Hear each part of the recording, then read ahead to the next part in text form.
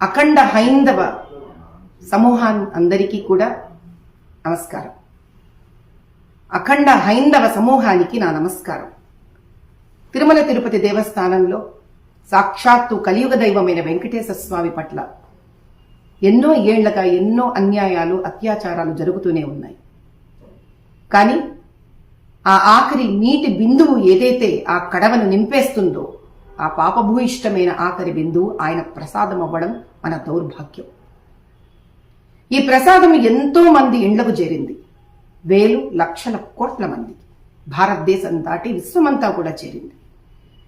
ఈ ప్రసాదం ఎంతో మంది పసిపాపల దగ్గర నుంచి వయోవృద్ధుల వరకు జీవితమంతా నిష్ఠాపూర్వకంగా ఉన్న యోగులు, సన్యాసులు, మఠాధీశులను కూడా చేరింది.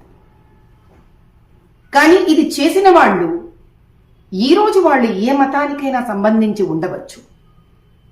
కానీ సనాతనంగా హైందవుడిగా జన్మించి ఇటువంటి భయంకరమైన పాపభూయిష్టమైన కార్యక్రమానికి వాళ్ళు తాము భాగస్వాములుగా చేసినందుకు, అదే భూమిపైన భారతదేశంలో నేను ఒక హైందవ స్త్రీ కింద జన్మించినందుకు ఆ ప్రాయశ్చిత్తము, ఆ పాప పరిష్కారము నాకు చాతైన విధి విధానంలో నేను పూనుకున్నాను.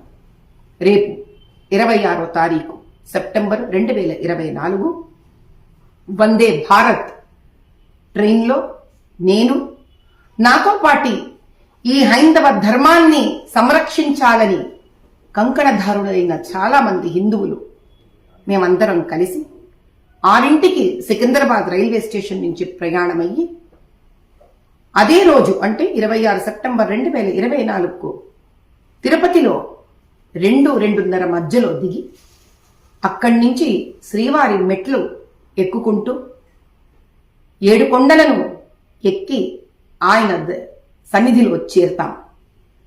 అక్కడ స్వామివారిని భక్తిపూర్వకంగా దర్శించుకోవడమే కాకుండా ప్రాయశ్చిత్త క్షమా ప్రార్థన లేఖను ఆయన హుండీలో వేసి ఈ విధంగా ఆయనని మేము వేడుకొనదలుచుకున్నాం.